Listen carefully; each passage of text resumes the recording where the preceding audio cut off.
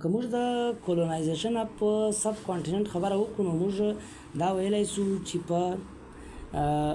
یورپین ساوت ایشیا ته څنګه راغلو. اول خو دا دی چې اټامن کوم امپایر سو په 1853 کې یو روټ چې دی هغه د یورپ سره تللی، له یورپ سره دغه اټامن امپایر چې دی دا کنیکټ کوي. چې دا روټ کنیکټ سوی نو د یورپینو ساوت ایشیا ته راتګ ډیر اسانه سو. دا چې دی دا بیا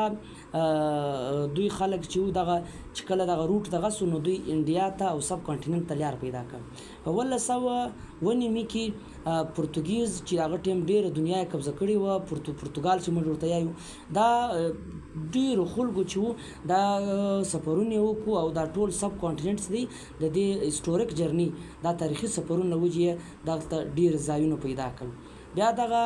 مشرقي افریقا چې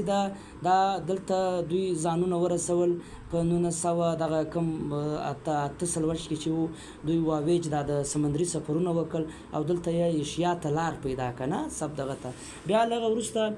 پرتګیز خو موږ اول خبره وکړه چې دلته پورټ جوړ کړو، پر دا کم سمندرو پر غاړه باندې کاروبار یې شروع کړي، بیسیز یې جوړ کړل،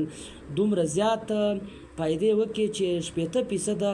چې کوم دوی دغه خرچه کړي وو تر هغه زیات دلته دا وکړو. او بیا پورټ دوی جوړ کړو، مختلف قبضې دا پرتګیز دلته وکړي، نو دوی ته دا معلومه سوه چې دا ته موږ ډېر زیات لوی پروډکټ پیدا کولی سو. بیا د ډچ کم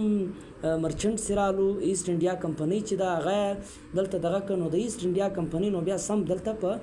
ایشیا کې چې مکمل طور پر قبضه وه. بیا په موږ دا وایو په برصغیر کې په 1950 کې یو پورټ دوی جوړ کړي په کیرالا کې چې د انډیا سټیټ وي، او په 1980 کې دلته پرتګیز هم خپل فورسز دی هغه ورسول. بیا د 1480 څخه یو بل پاور چې وو هغه ساوت ایشیا ته راغلی او هغه چې وو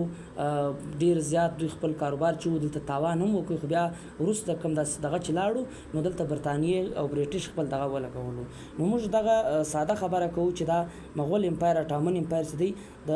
ورلډ لاره ته خاوله ور چې دی دوی لاره جوړه کړله او یورپ ته چې کله دوی یورپ ته لاره جوړه کړه نو یورپ د کوم واویج چې وو دا ایکسپلورر چې وو دغه دلته ایکسپیډیشن شروع کړو، سفرونه شروع کړو، هغه